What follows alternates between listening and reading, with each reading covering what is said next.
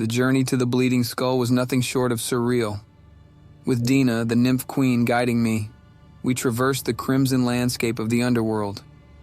She continued to reside within my mind, her presence like a whisper in the depths of my consciousness.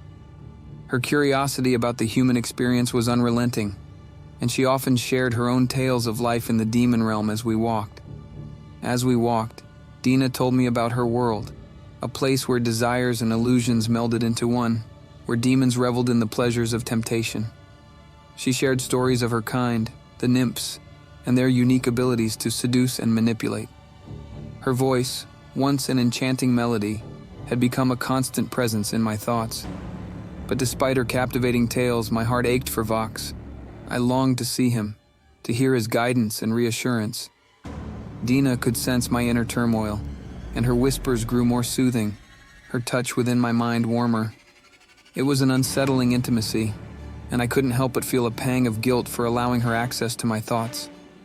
Finally, after what felt like an eternity, we arrived at the Bleeding Skull. The sight that greeted us was a surreal juxtaposition of beauty and horror. The skull, colossal and grotesque, seemed to pulse with an eerie energy. It was both captivating and repulsive, drawing me in like a moth to a flame. But as I stepped inside, my heart sank. Vox was nowhere to be seen. The answers I sought remained elusive, hidden within the depths of this nightmarish place. Dina, too, seemed taken aback, her facade of confidence faltering for the first time. The Bleeding Skull was a labyrinth of horrors and mysteries. Every corridor, every chamber seemed to lead deeper into a realm of nightmarish visions. I searched tirelessly for any sign of Vox, any clue that might lead me to the answers we so desperately needed. Dina, now a constant presence within me, offered her insights and guidance. She claimed to be as lost as I was within this chaotic place, but I couldn't shake the feeling that she was concealing something. Her warm whispers in my mind had taken on a more seductive tone, a dangerous allure that left me both intrigued and wary.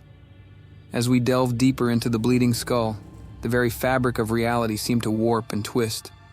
I encountered grotesque apparitions, visions of my past and future, all distorted and nightmarish.